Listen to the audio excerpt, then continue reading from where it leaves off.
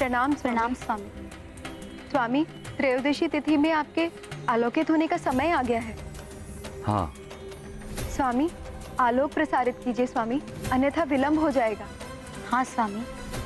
हाँ, करता हूँ।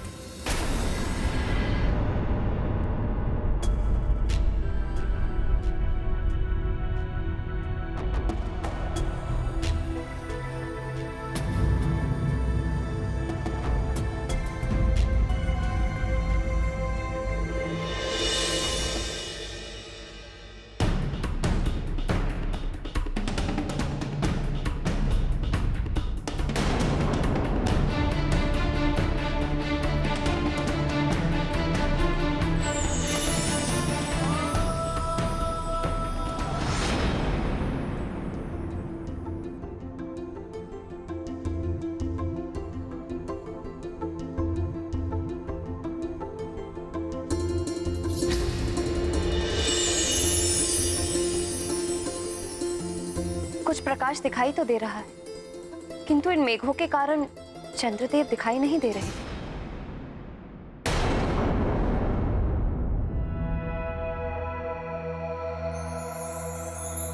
मेघों के कारण? मैं अभी देख कर आता हूँ। ये गाथा महाबली हनुमत की, रुचिकर लीला राम भगत की। जय जय जय रघुनंदन राम, जय जय जय महाबली हनुमान। माँ के लिए चंद्र की खोज, हनुमत भर कर मन में ओज। मेघहीन करते हैं नभ को, चंद्र तरस मिल जाए माँ को। माँ की इच्छा माँ का ध्यान, प्रतिपल रखते हैं हनुमान। ऐसा योग्य पुत्र जीवन धन, हर्ष विकल है अंजनी का मन। ये गाथा महाबली हनुमत की, रुचिकर लीला राम भगत की। जय जय जय रघुनंदन राम, जय जय जय महाबली हनुमान।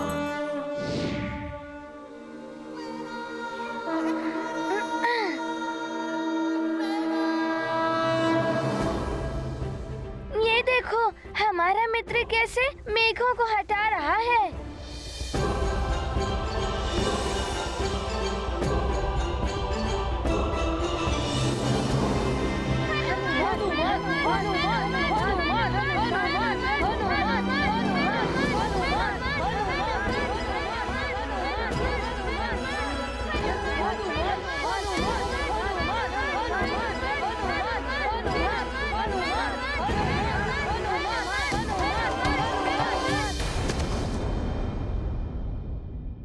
माँ, वो देखिए, चंद्रदेव उदित हो गए।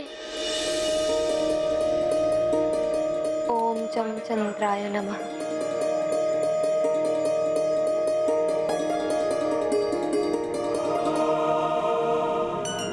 माँ के लिए हनुमान कुछ भी कर सकता है।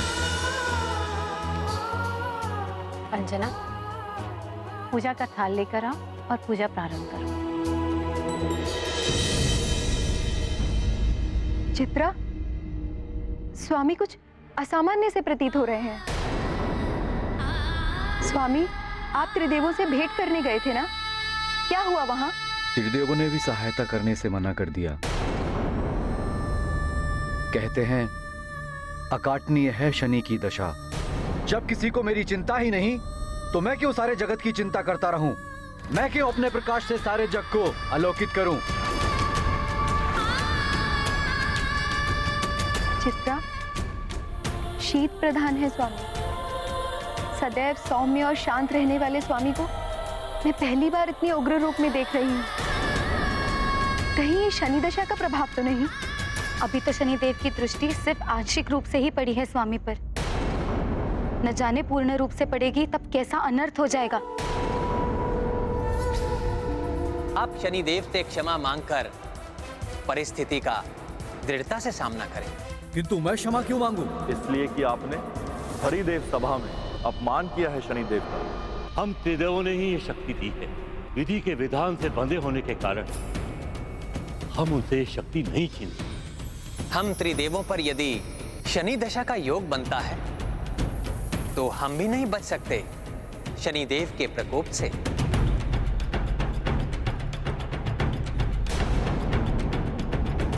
देव सभा में तनिक विलंब क्या हो गया? शनिदेव को मैं दोषी लगने लगा। सब मेरा अपमान होते देखते रहे, किसी ने मेरा साथ नहीं दिया। ससुर श्री त्रिदेव, सबको मुझ में ही दोष दिखाई दे रहा है, जबकि विलंब का कारण क्या था किसी ने नहीं पूछा। आपका दोष कैसे हो सकता है स्वामी? आपने तो सदैव अपनी शीतल रश्मियता से इस संसार को प्रकाश दिया है। केवल इस संसार को ही नहीं तो जड़ी बूटी और वनस्पतियों को भी आपने पुष्ट किया है। जल प्रवाह से लेकर वायु संचालन तक सब कुछ नियंत्रित करते हैं आप। सारे जगत को सुख पहुंचाते हैं आप। किंतु मेरे सुख के लिए कोई कुछ करने को प्रस्तुत नहीं है। ऐसा नहीं है स्वामी। ऐसा ही है, अन्यथा शनिदेव को रोकने के लिए कोई तो आगे बढ़ सकता था। अब मैं सबको दिखा दूंगा कि मैं क्या कर सकता हूं।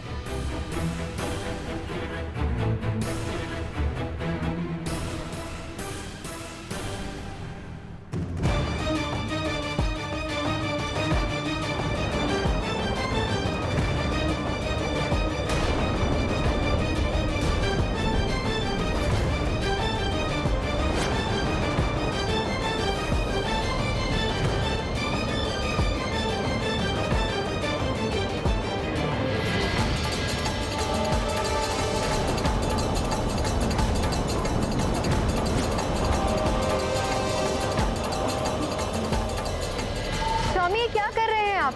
संसार से अपना प्रकाश वापस मत लीजिए।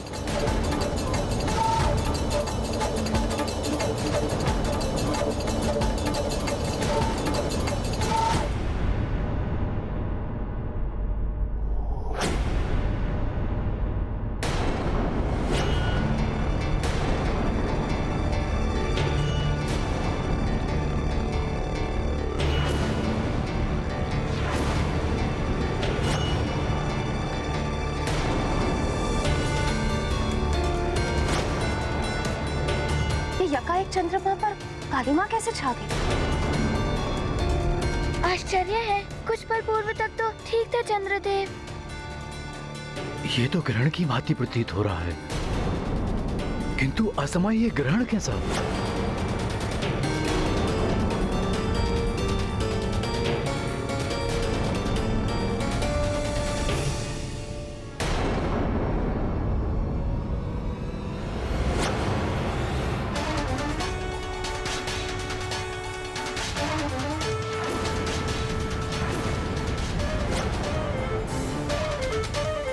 अकस्मात चंद्रमा का प्रकाश कैसे लुप्त हो गया? वही तो। ये चंद्रदेव क्या करने लग गए? चंद्र शक्ति के कर्षण से ही समुद्र में हिलोरें उठती हैं, जिनसे समीर उत्पन्न होकर संसार में वायु का प्रसार करते हैं। समस्त नक्षत्र चंद्रदेव की पत्नियां हैं स्वामी, जिससे ऋतुओं में परिवर्तन संभव होता है। चंद्रदेव के बिना उनकी पत्नियां भी प्रभावहीन हो जाएगी। प्रलय की स्थिति उत्पन्न हो जाएगी समस्त संसार में।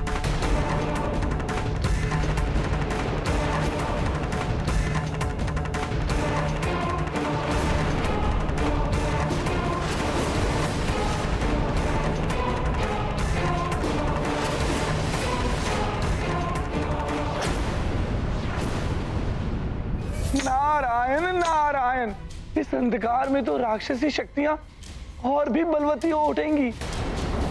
चंद्रदेव, ये क्या अनर्थ कर दिया आपने?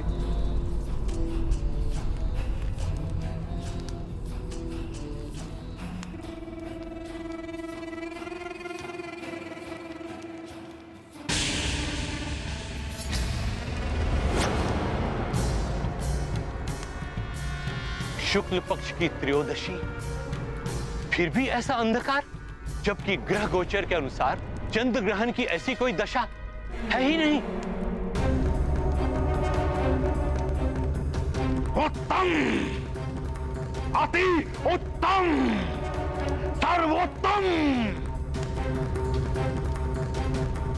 गुरुदेव, ये अंधकार ही तो हम असुरों की असीम शक्ति है।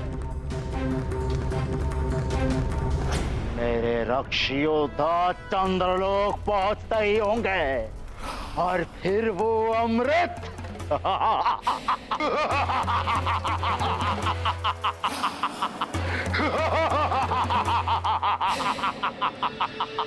रावण है हम।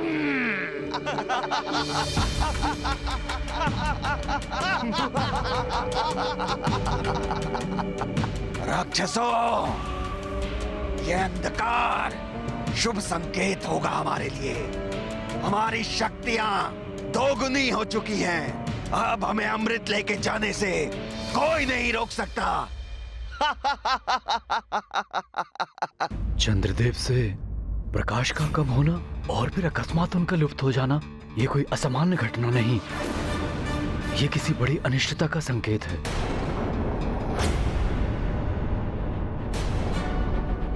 किंतु अब माँ का आज का व्रत कैसे पूर्ण होगा? अंतरिक्ष में क्या घटित हो रहा है कौन जाने। हो सकता है कुछ पल में चंद्रदेव दर्शन दे दे।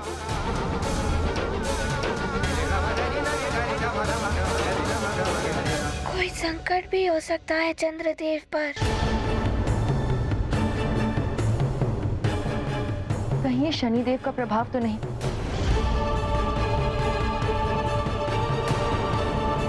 देवर्षि नारद कह रहे थे कि शनि दशा पड़ने वाली है चंद्रदेव पर।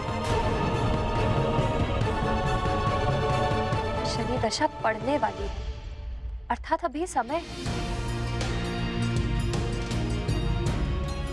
कुछ और ही घटित हुआ है।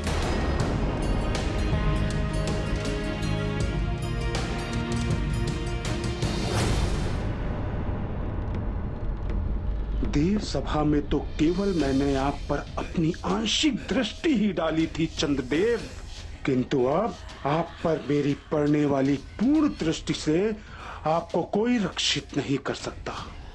ये क्या किया आपने स्वामी? संसार से प्रकाश वापस लेकर आपने उचित नहीं किया स्वामी। क्या उचित है और क्या अनुचित मुझे ज्ञात है देवी।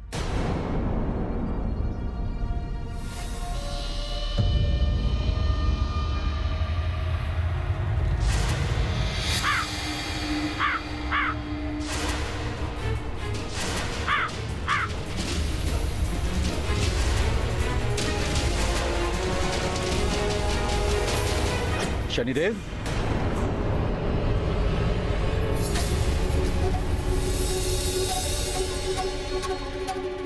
रोहिणी,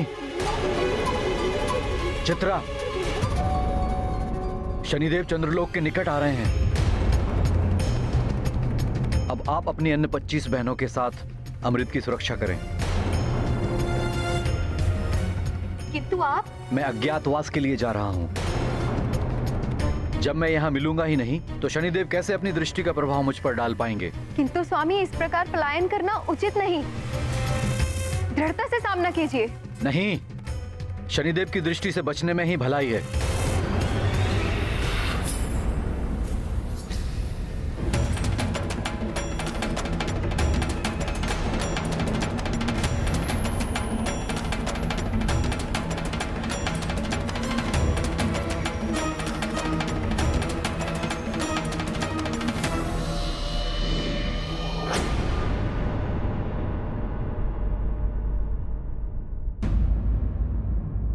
द्वारिकाधीश, चंद्रदेव तो चंद्रलोक से ही पलायन कर गए। चंद्रदेव देव सभा के दिन ही शनिदेव की दृष्टि से आंशिक रूप से ग्रस्त हो गए थे और शनि दशा सबको भटकाती है, घर परिवार से सबको दूर कर देती है। शनि दशा के योग से कोई नहीं बच पाता। माँ, आपने प्रातः काल से कुछ भी ग्रहण नहीं किया है। क्या आप इसी प्रकार चंद्रदेव की प्रतीक्षा में भूखी ही रहेंगी?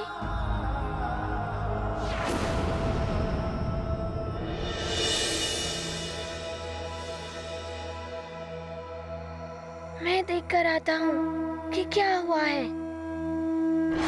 हनुमान!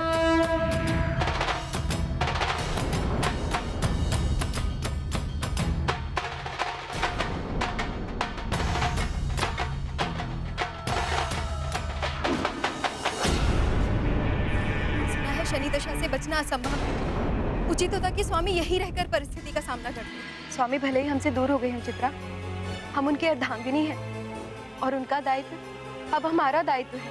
हाँ रोहिणी, अब अमृत की सुरक्षा हमें ही करनी होगी। यदि महापूर्णिमा तक स्वामी नहीं लौटे और अमृत में उफान आया तो उस स्थिति को भी हमें ही संभालना होगा। ऐसे ही अवसरों पर असुरों की दृष्टि टिकी रहती है चित्रा, हमें पूर्णतया सावधान रहना होगा।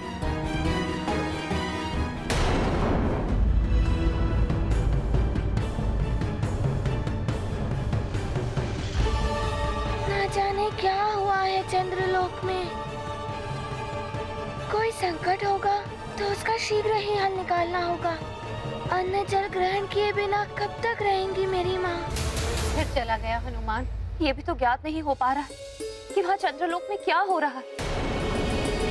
कोई बड़ा संकट ना हो। देवों से पाकर वर अभिनंदन, हुए घमंडित दिन कर नंदन। शनि का गर्व हरे अब कौन, देव जगत है इस पर मौन। संकट मोचन अंजनी नंदन, सबका संकट करते मोचन। एक आधार एक बल आस, हनुमत पर सबको विश्वास।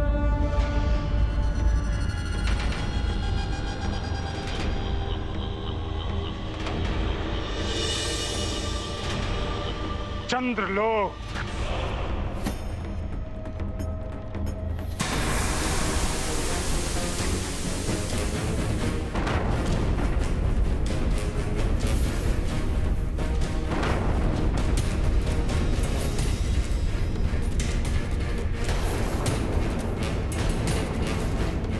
रोहिणी, ये कैसी हलचल है? चंद्रदेव, कहाँ छुपे हैं आप?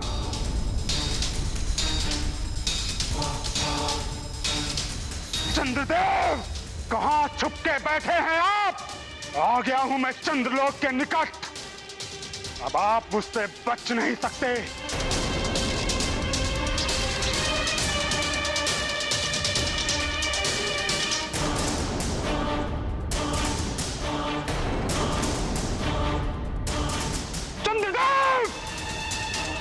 कहाँ गया आपका वो अभिमान?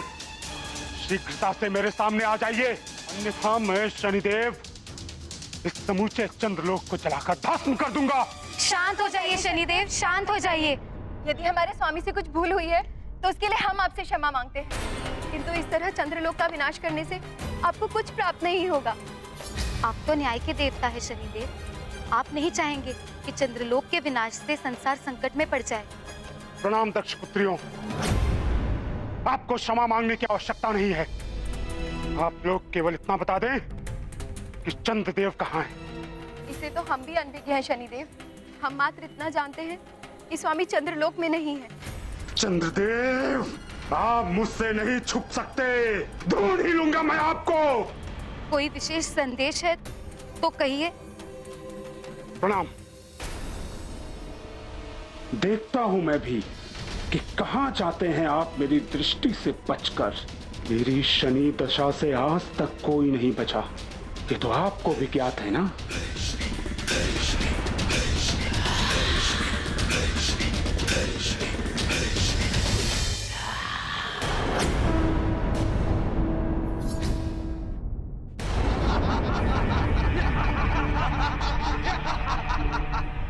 योद्धाओं, हमें अपनी गति और तीव्र करनी होगी।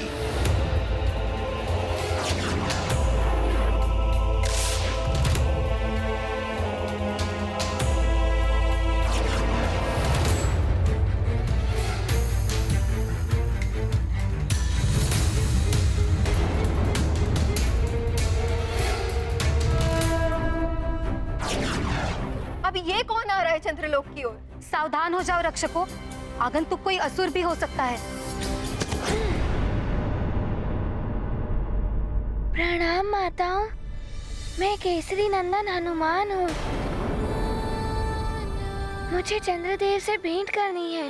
हनुमान? संकट मोचन अंजनेय हनुमान? हाँ माता, चंद्रदेव कहीं गए हैं क्या? दिखाई नहीं दे रहे। चंद्रलोक में अंधकार क्यों है? पुत्र हनुमान, शनिदेव और स्वामी के मध्य कुछ वाद विवाद हो गया था, जिस कारण स्वामी चंद्रलोक से कहीं दूर चले गए। शनिदेव की दृष्टि का आंशिक प्रभाव पड़ चुका है उन पर। पूर्ण शनि दशा का योग भी आने वाला है।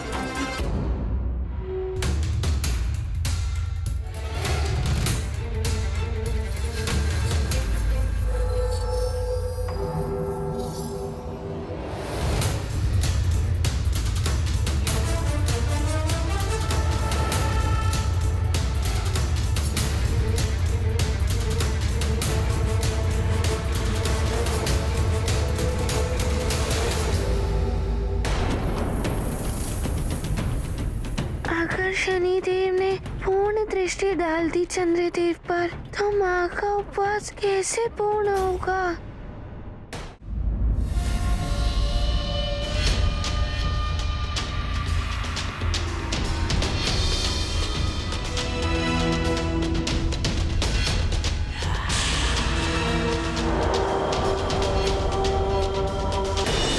पुत्र हनुमान, शनिदेव और स्वामी के मध्य कुछ वाद विवाद हो गया था, जिस कारण स्वामी चंद्रलोक से कहीं दूर चले गए। शनिदेव की दृष्टि का आंशिक प्रभाव पड़ चुका है उन पर। पूर्ण शनि दशा का योग भी आने वाला है उन पर। माता, देवर्षि नारद जी ने मुझे इस बारे में बताया था, किंतु शनिदेव की दृष्टि ऐसे क्यों हो गई? वो उसके कारण किसी को देख भी नहीं पाते होंगे। पुत्र हनुमान, शनिदेव की पत्नी ने स्वयं ही उन्हें ये शाप दे दिया था। क्या शनिदेव जैसे न्याय के देवता के साथ ऐसा अन्याय हुआ? कैसे हुआ ये? मैं बताती हूँ पुत्र हनुमान। बहुत समय पूर्व की बात। एक दिन शनिदेव की पत्नी चित्रधांशा अपने भवन में बैठी श्रृंगार कर रही थी।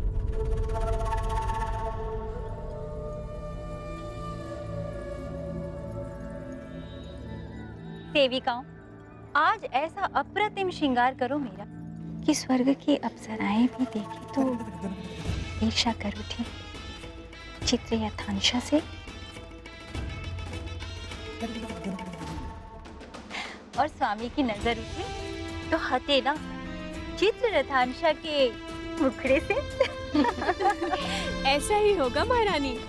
कहीं ये ना हो कि आप स्वयं ही ईर्ष्या कर उठे, स्वयं से ही।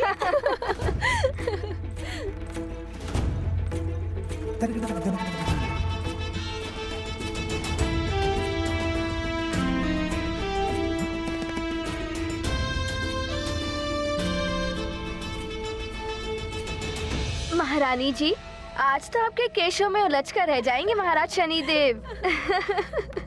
तन सुंदर, मन सुंदर, नैन सुंदर। महारानी जी, पद्मिनी हो या चित्रुणी, आपके रूप के समक्ष सभी लजा जाएंगी आज। महारानी चित्ररथांशा, मुझे तो भय है कि यदि एक बार महाराज शनिदेव की दृष्टि आपके मुखड़े पर पड़ी तो कहीं अपना सद्बुद्धि ना खो बैठे।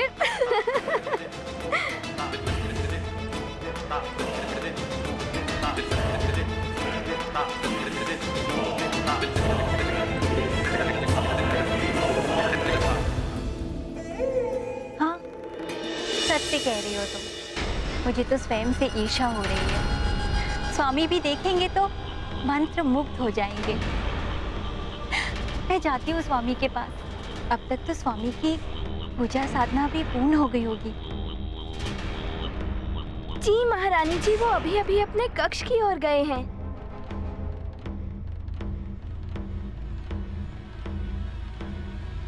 ओम विष्णवे नमः।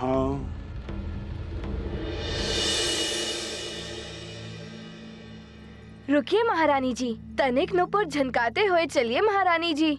खुद ही पलट जाएंगे महाराज शनिदेव।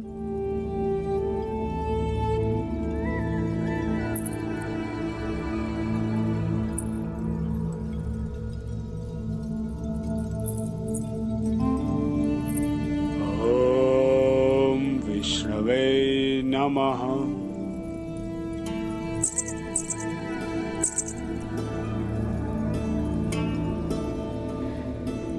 ये तो मेरी ओर देख ही नहीं रहे हैं। सामने आती हूँ स्वामी के। आज तो स्वामी अपनी दृष्टि मेरे मुखड़े से हटा ही नहीं पाएंगे।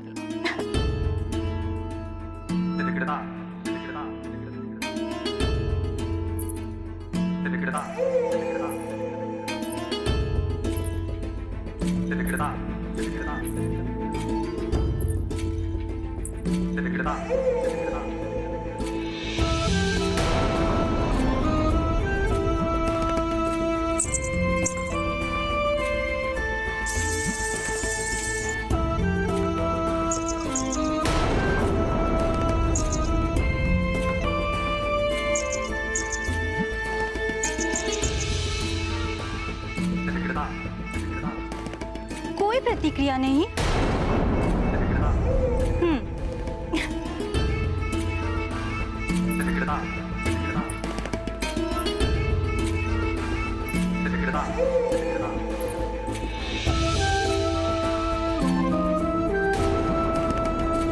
श्रृंगार किया है विशेष स्वामी, दिवस है अब कुछ ही शेष। तनिक देखें जरा मेरी ओर। ओहो स्वामी, कहाँ लीन हैं आप? एक बार तो दृष्टि उठाकर देखिए।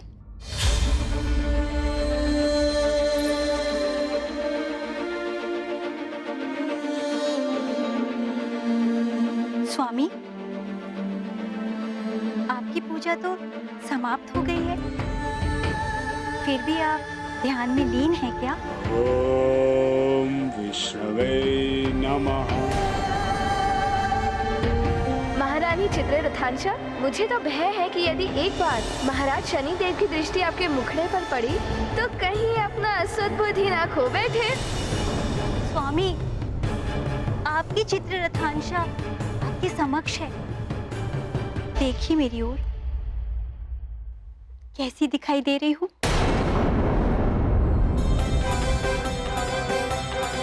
स्वामी, स्वामी, मैंने आपके लिए आज ये विशेष श्रृंगार किया है। एक बार दृष्टि डाल दीजिए अपनी मेरी ओर। आपको कुछ सुनाई दे रहा है स्वामी?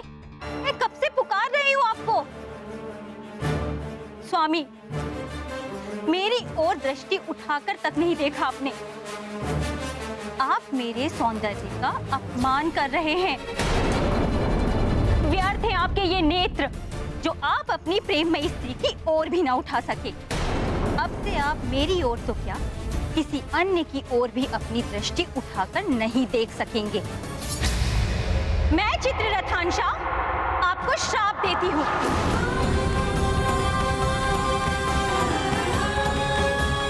अब से आप अपनी दृष्टि उठाकर जिसको भी देखेंगे अब नाश हो जाएगा, नाश हो जाएगा, नाश हो जाएगा, नाश हो जाएगा, नाश हो जाएगा, नाश हो जाएगा। प्रभु भक्ति की अद्भुत माया, लीला कोई समझ न पाया। नारायण के ध्यान में खोए, शनि पर कुपित भामिनी होए। ऐसे शाप का क्या हो पाए, शनिदेव हो गए निरुपाय। भक्ति और शांति बने संताप, पत्नी कोप सदा अभिशाप। ये तो बहुत ही अनुचित हुआ शनिदेव के साथ। हाँ पुत्र, शनिदेव की दृष्टि का प्रभाव बहुत ही कष्टकारी होता है। जब इन पर उनकी पूर्ण तरह से दृष्टि का प्रभाव पड़ेगा तो न जाने क्या होगा। स्वामी, शनिदेव की पत्नी ने शनिदेव को इस प्रकार का श्राप देकर सबके साथ साथ स्वयं के लिए भी संकट उत्पन्न कर लिया। हाँ प्रिय, पति पत्नी दाम्पत्य जीवन रूपी रथ की दो धुरी हैं। किसी भी प्रकार से यदि एक धुरी को क्षति पहुंचती है तो रथ लड़खड़ा जाता है। परिस्थिति कोई भी हो, पति पत्नी को आपस में कोई भी ऐसा कृत्य नहीं करना चाहिए जिससे उन्हें हानि पहुंचे, अपितु एक दूसरे के लिए सदैव मंगल कामना ही करनी चाहिए। ये कैसी ध्वनि है? माता, प्रतीत होता है ये कोई राक्षस की ध्वनि है। हाँ हनुमान, राक्षस अमृत के मोह में यहाँ तक आए होंगे। आवाज भी उसी ओर से आ रही है। अमृत की सुरक्षा का दायित्व स्वामी हम पर सौंप कर गए। यदि अमृत इन राक्षसों के हाथ लग गया तो इस संसार के लिए बहुत बड़ा संकट उत्पन्न हो जाएगा। माता, आपका पुत्र हनुमान है ना?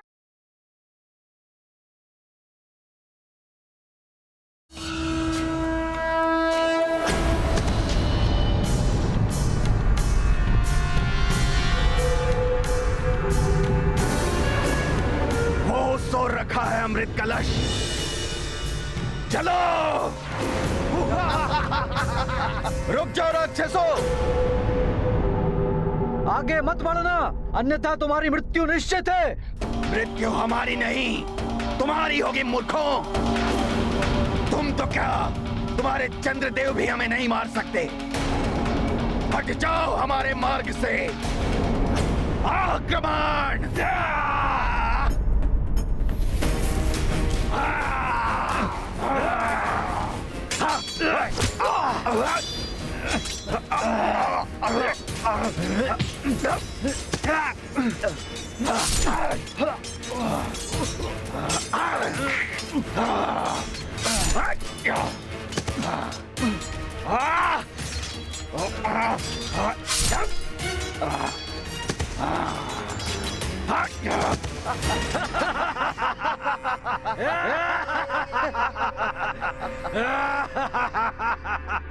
अब हमें कोई नहीं रोक सकता, कोई भी नहीं।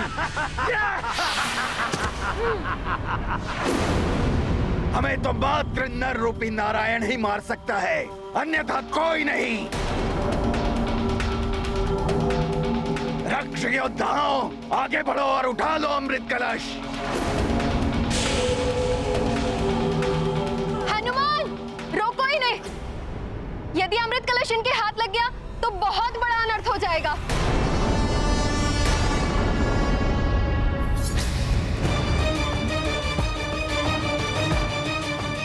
प्रतीत होता है शनिदेव पीछा कर रहे हैं।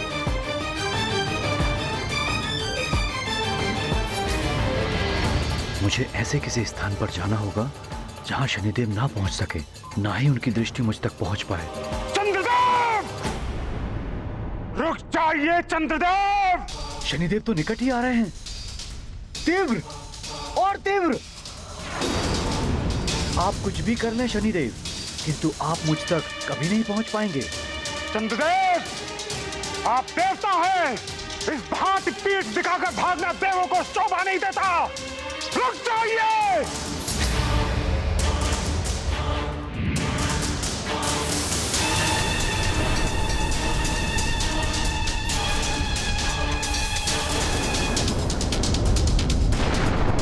नारायण नारायण, कैसी विचित्र स्थिति है। दृष्टि के विनाश की किसी को चिंता ही नहीं है। एक देव ने अभिमान किया तो एक देव कुपित हो उठे और दुष्परिणाम भोगना पड़ रहा है सृष्टि को। नारायण नारायण।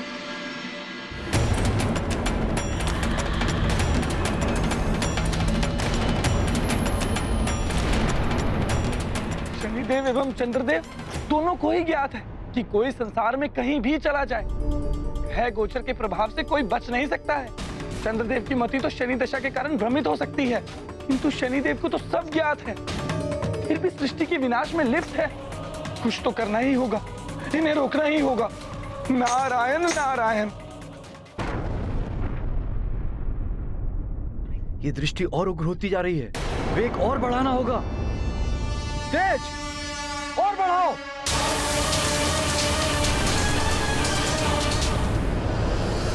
द्वारिकाधीश, इतनी बड़ी भूल तो चंद्रदेव ने नहीं की कि शनिदेव उन्हें प्रताड़ित करने के लिए इस प्रकार पीछे पड़ गए।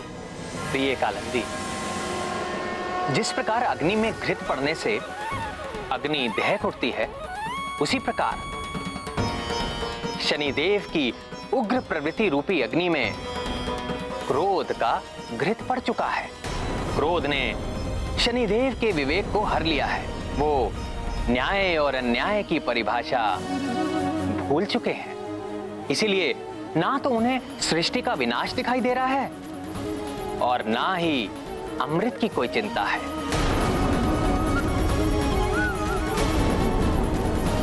शनिदेव को तो मात्र इतना ही दिखाई दे रहा है कि चंद्रदेव को दंडित करना है। न्याय मात्र दंड देना ही नहीं होता, सबका हित देखकर क्षमा करना भी न्याय है।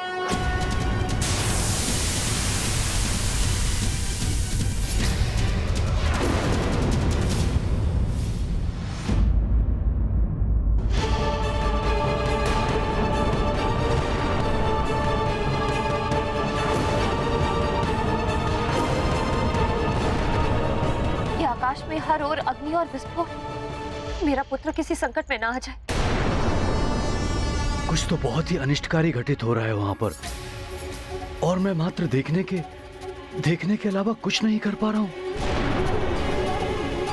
पूर्ण आकाश में जैसे अग्नि भर उठी हो। हे ईश्वर, हमारे हनुमान की रक्षा करना।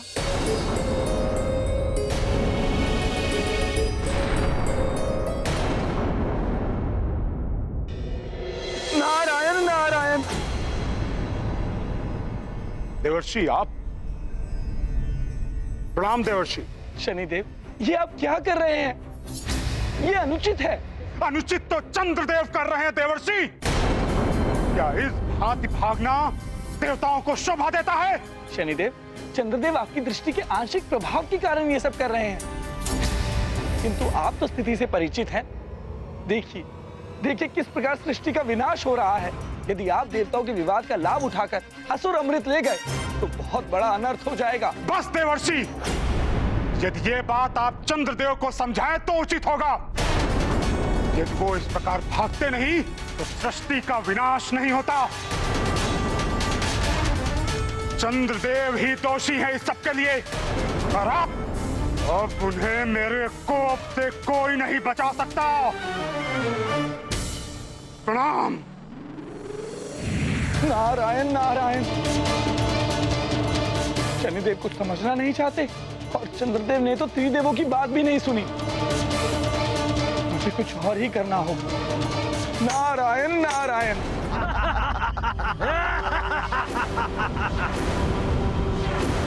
माता रोहिणी, मैं इन राक्षसों को अमृत कलश की ओर जाने ही नहीं दूंगा। बहुत चपल है ये दुष्ट वानर। इसका अंत करो और आगे बढ़ो।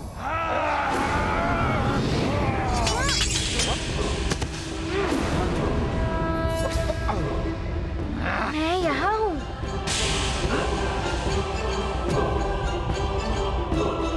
दुष्ट वानर, तुम्हारी मृत्यु निश्चित है।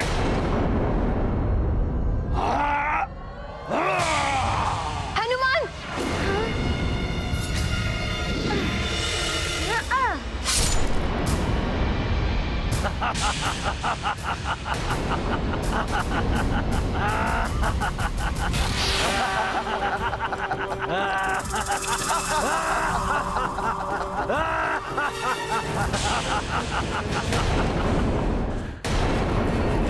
दुष्ट वानर!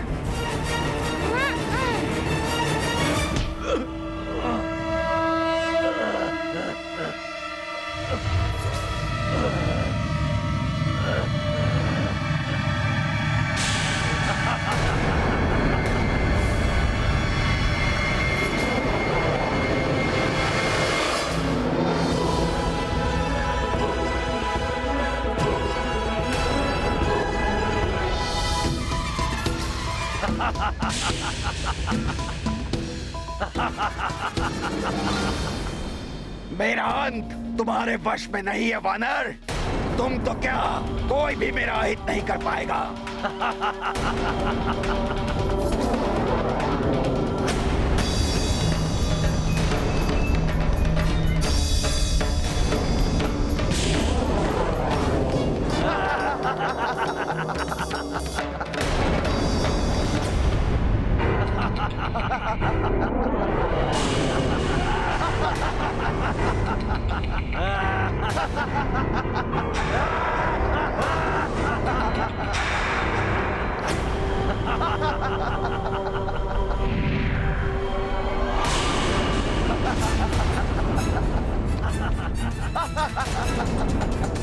हम वो जल हैं जिसे कोई काट नहीं सकता। हम वो वायु हैं जिसके कोई टुकड़े नहीं कर सकता। हे महादेव, हे भोलेनाथ, मेरा पुत्र अपनी माँ के व्रत को पूर्ण करने के उद्देश्य से चंद्रलोक की ओर गया है। तो न जाने वहाँ क्या घटित हो रहा है। मेरे पुत्र की रक्षा कर, उस पर कोई संकट ना आ जाए, वो सकुशल हो। चिंता मत करो अंजना, तुमने हनुमान के लिए ही व्रत रखा है। ईश्वर सदैव उसकी रक्षा करेंगे। और वैसे भी हनुमान बड़े बड़े संकटों पर विजय पाकर लौटा है। अपना समय नष्ट मत करो वानर, चले जाओ यहाँ से।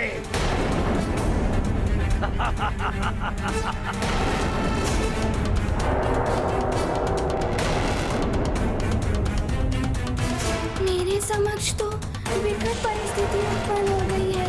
एक ओर तो ये राक्षस परास्त नहीं हो पा रहे, दूसरी ओर चंद्रदेव का कुछ ज्ञात नहीं। अब माँ का व्रत कैसे पूर्ण होगा।